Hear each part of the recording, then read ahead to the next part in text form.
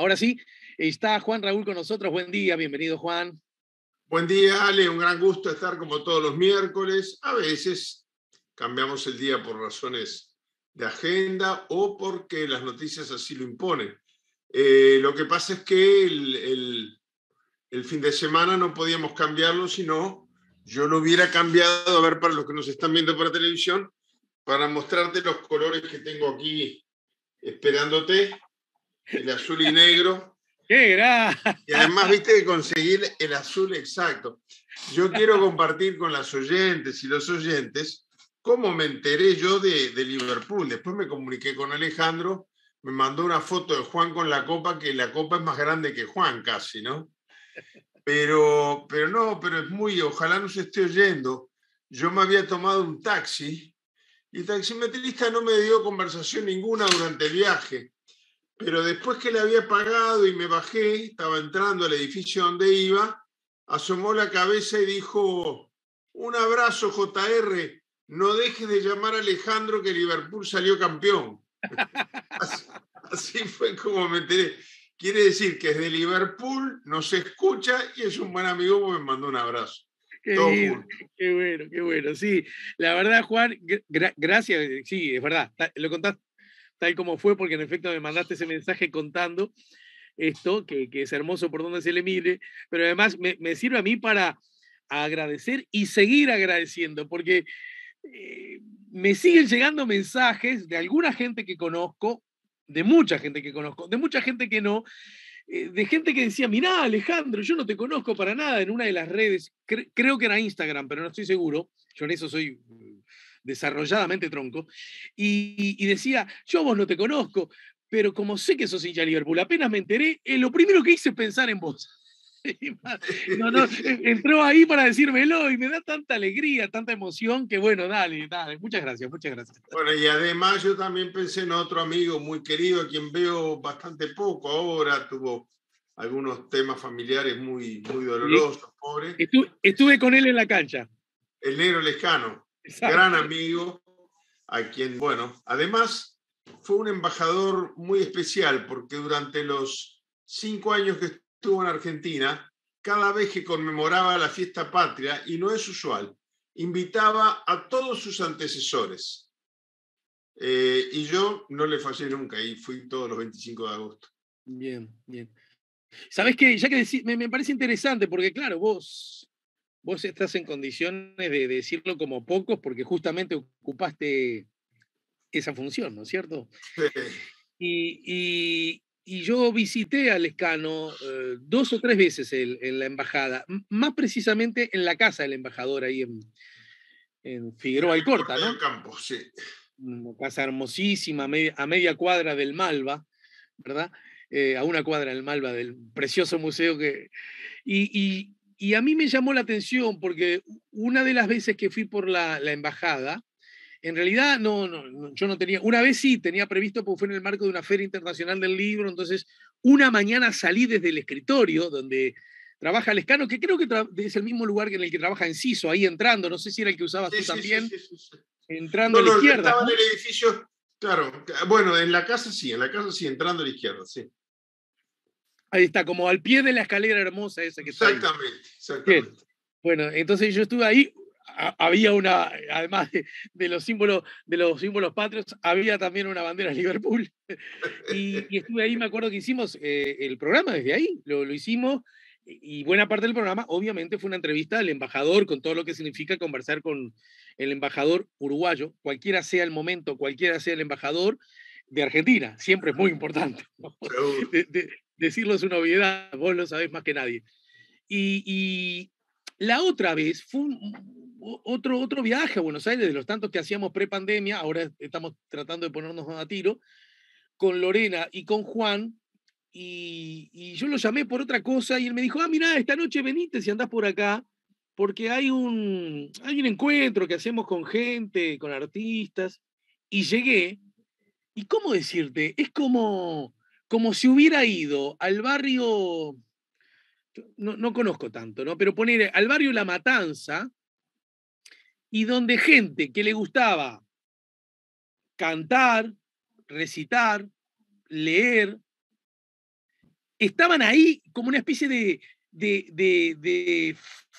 feria multitemática en el inmenso hall que vos bien conocés, pero era la casa del embajador. A ver cómo te lo digo. Era como, y lo otro, que esto a mí me encantó. No digo que no haya que hacer otras cosas, ¿eh? Era como una fiesta lluvia, cada uno llevaba, uno llegó con una pascualina, otro unas empanadas, otro trajo dos botellas grandes de Qué gaseosa. bueno, qué bueno. Era así, claro, en la estufa leña que vos conocés muy bien, muy grande, había unos choricitos picados que era como lo que puso el dueño de casa, pero no era, vengan a la embajada para que un mozo les sirva y les dé de comer gratis cosas ricas que nunca comen. ¿Me seguís la lógica cuál Sí, era? claro, claro, claro, claro. Y era una, esto lo quiero decir porque así era y así lo viví, no tengo por qué callarlo. Era una horizontalidad. Entonces había una señora que tenía un taller literario y leyó un texto, otro cantó un tango, más.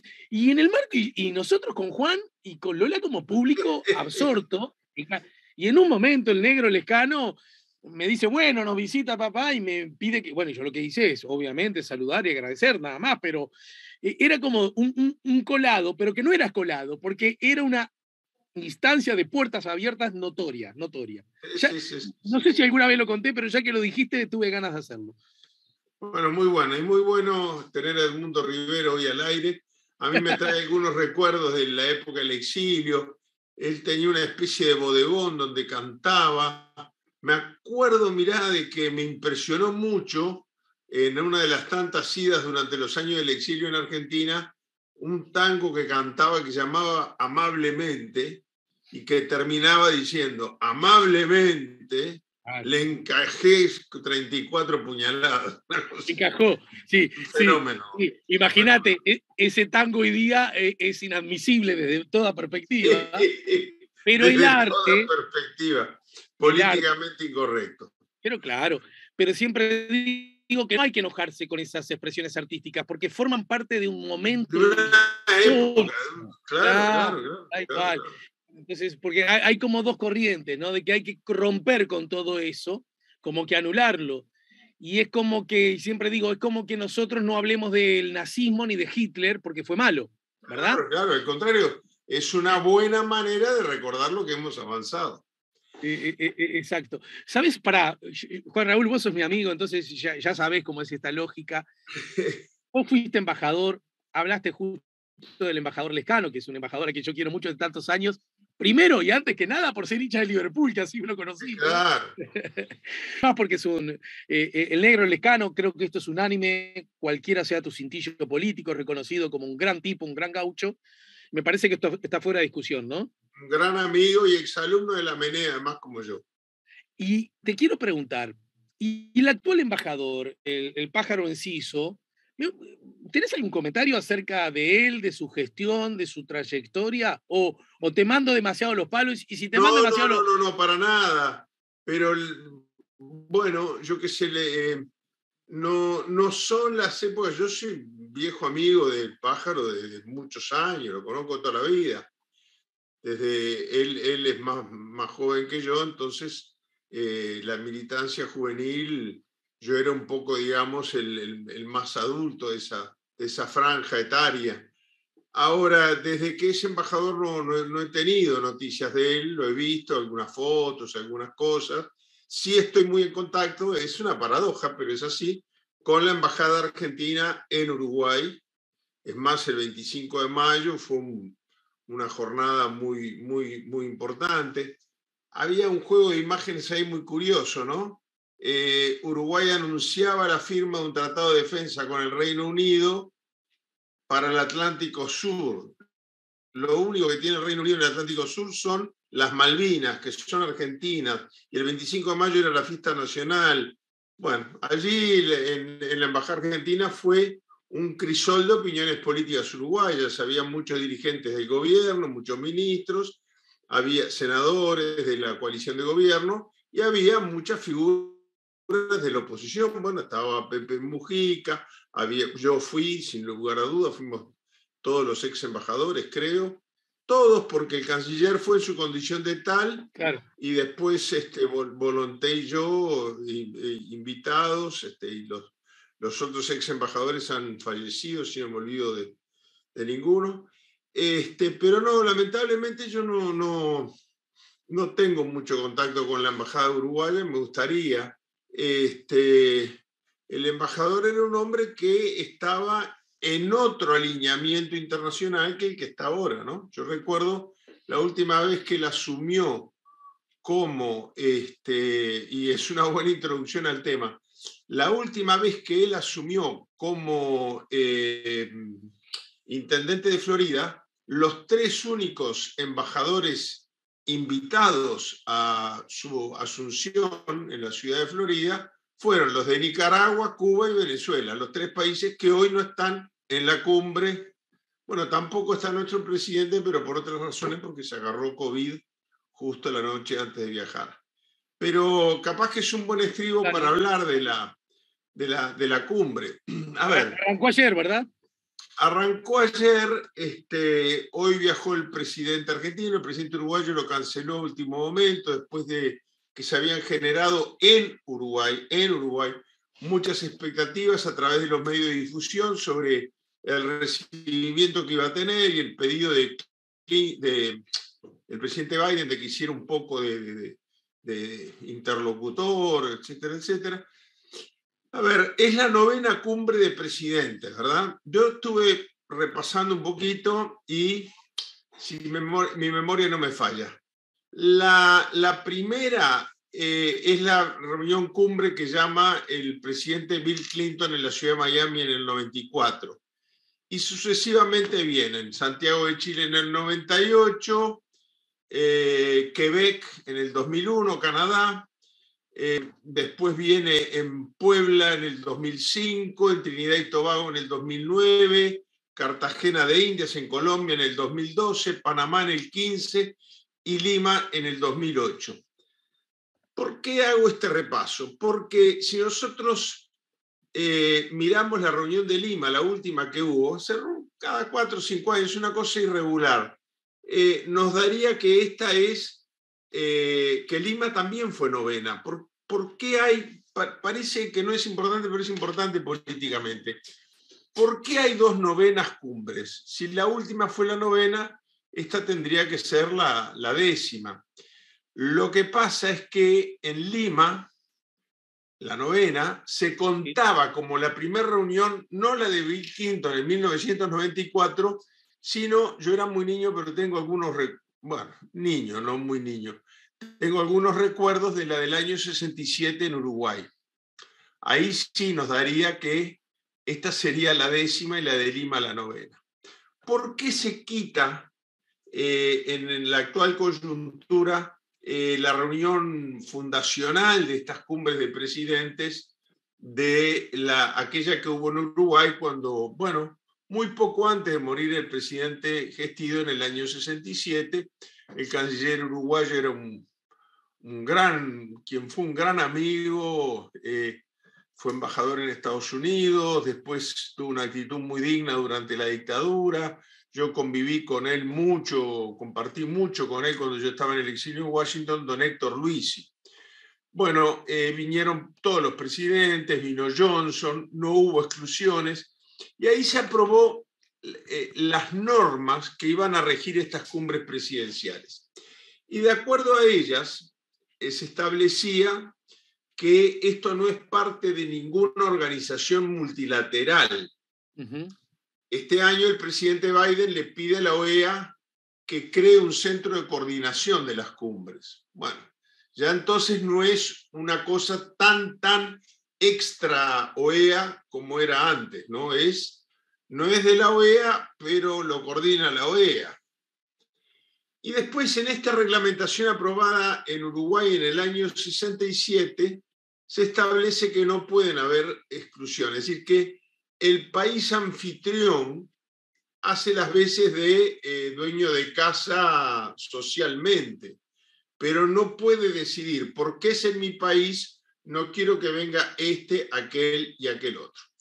Y en esta novena cumbre de Los Ángeles han sido excluidos Cuba, Venezuela y Nicaragua.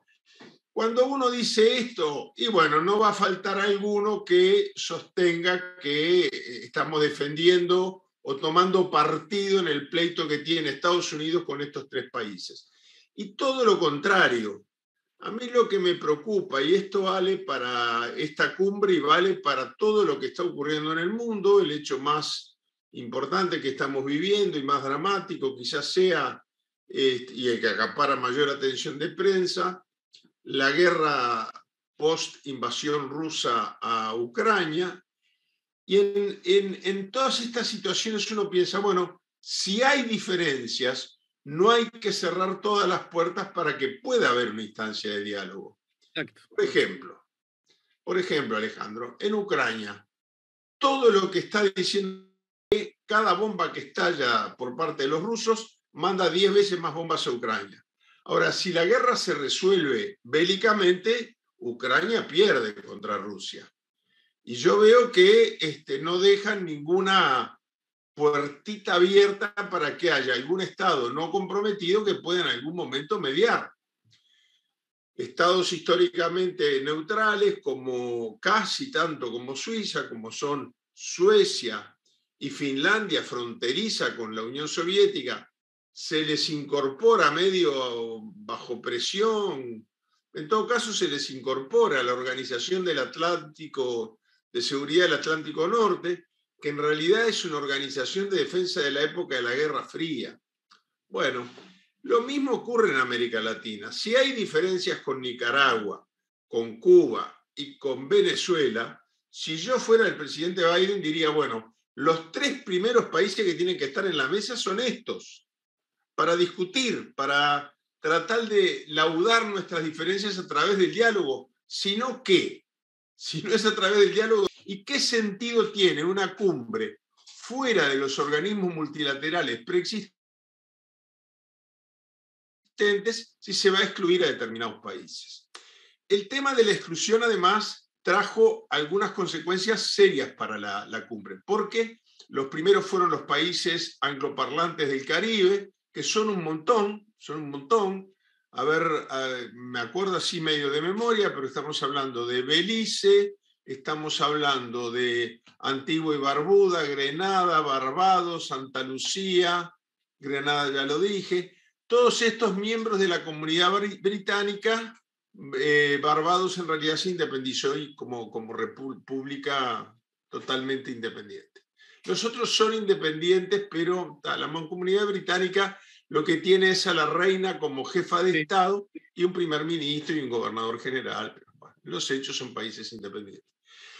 Entonces, el CARICOM, la Organización de los Países Angloparlantes del Caribe, no asistió a la cumbre. Ya eso le quita un peso muy grande. Tampoco asistió el presidente de México, que negoció su participación a cambio que se invitara, de que no hubiera exclusiones. Después, si algún país no quería ir, que no fuera.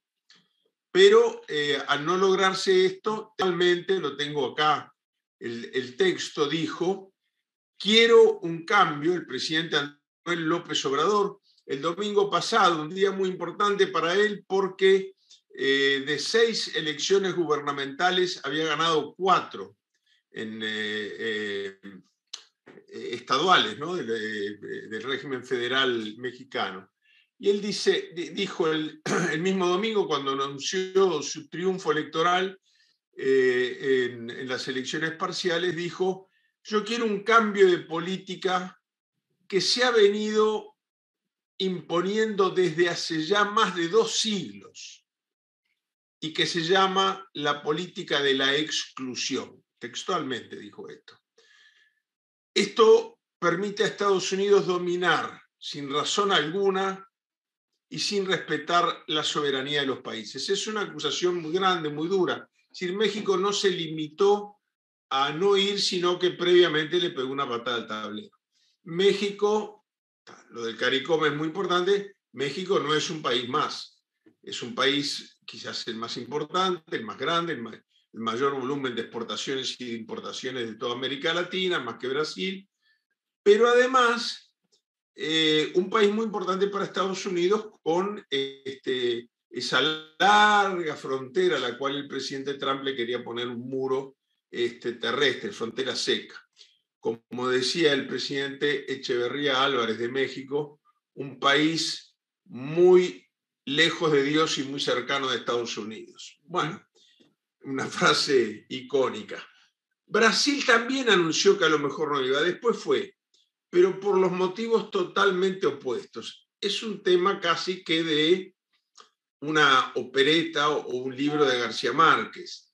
El director de la CIA había rezongado, entre comillas, públicamente al presidente Bolsonaro porque sus declaraciones, decía el director de la CIA que las declaraciones sobre el proceso electoral en curso, la campaña electoral en curso en Brasil, ponían en riesgo la transparencia, la credibilidad del sistema democrático brasileño. Yo más de una vez, quizás en este programa también, he dicho que no sé qué me da más vergüenza, las declaraciones de Bolsonaro debilitando el sistema democrático o que el que lo rezongue sea el director de la CIA. A raíz de esto, Brasil confirmó su presencia muy a último momento.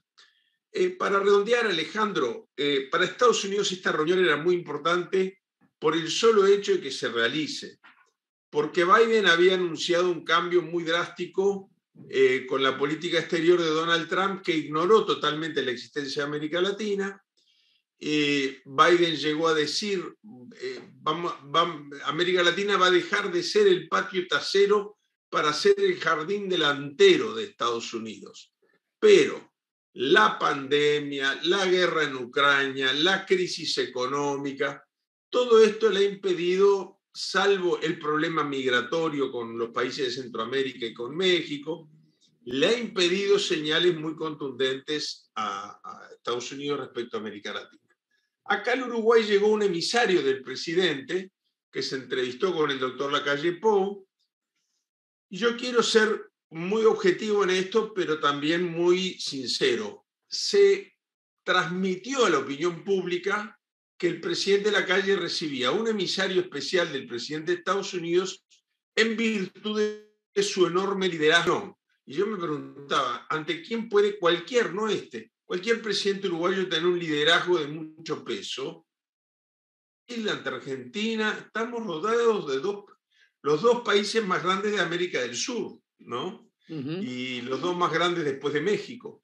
Entonces sonaba medio raro. El emisario era el ex senador Christopher Dodd, un hombre que nos ayudó mucho en la época del exilio, en la época del congresista Koch, de Kennedy, Harding, toda esta gente que se movió mucho por Uruguay.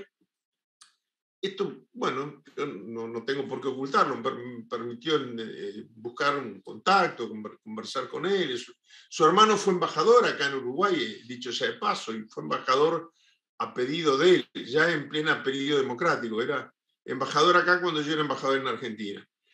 Y él me dio los links para entrar a la documentación pública que hay sobre la cumbre. Y yo ahí me llevo una sorpresa muy grande, porque resulta que Dodd no es que vino al Uruguay, es que recorrió una cantidad de países. Y no es que vino a decirnos que éramos los más importantes, es más, el presidente mandó 3 emisarios. A los países más importantes, a la vicepresidenta Kamala Harris, en su orden, ¿no? Luego, en el segundo nivel de jerarquía, al secretario de Estado Blinken. Bueno, yo supongo que los países que interesaban inmediatamente después de los que visitó la vicepresidenta. Y luego a otra cantidad de países más pequeños mandó al ex senador Dodd, amigo personal de Biden, pero que no ocupa ningún cargo especial en este momento. A tal punto es así, y esto no es un juicio de valores mío, es recurrir al documento, que una omisión, un error, todos los cometemos todos los días. Cuando saca el comunicado de prensa con el resultado de su visita a Bolivia, Perú, etcétera, etcétera, etcétera, Paraguay, Uruguay, bueno, se olvida de decir que estuvo Uruguay, no figuramos en el comunicado de prensa. Y el día que estaba por partir el presidente Lacalle Pou, que luego testió positivo de COVID y suspendió su viaje, ahora está Bustillo representando a Uruguay en la cumbre, todavía no se había confirmado la reunión bilateral, porque claro, el presidente tiene más de 20 pedidos de entrevista para muy pocos días, ¿no? Creo entonces que ni Uruguay iba a cumplir un papel como nos hicimos la idea en algún momento, ni la cumbre va a tener la repercusión. Una cumbre sin México no es una cumbre. Se puede decir, bueno, pero es la cumbre para que Estados Unidos entre en contacto con los países más pequeños a los cuales no puede ir el presidente. Tampoco, porque tampoco van las islas-estados del Caribe, salvo República Dominicana y Haití. Entonces, me da la impresión de que recién empieza la cumbre.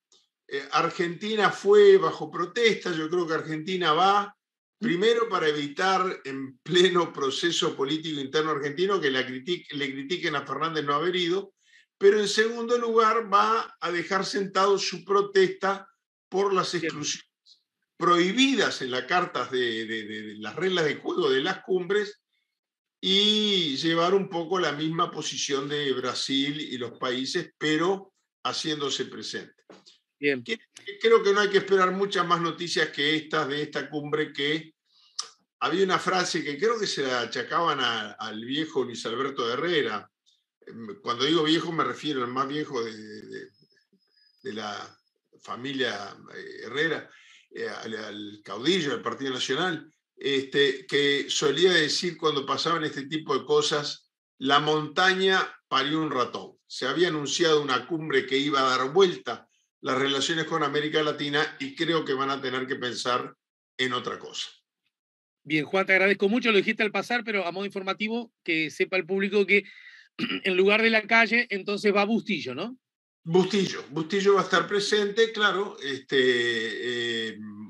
Todos los países viajan, el presidente, por lo menos el presidente y el canciller, y a veces viajan con un equipo asesor además. Pero al no poder ir el presidente, lo lógico es que presida la delegación uruguaya el canciller Bustillo. Bueno, Juan, te abrazo, te agradezco como siempre. Mira, por acá llega un mensaje, dice Roberto de Atahualpa, para que veas que no te peleo. Felicitaciones, liverpulense, un orgullo para este paisito. Y agrega Isabel, a propósito de lo que vos contabas, salud a Juan Raúl y al glorioso Liverpool. Soy Mancha, Sonia de Porvenir. Así quedamos, Juan, entonces. Abrazo. Bueno, un abrazo muy grande. Felicitaciones de vuelta, Alejandro.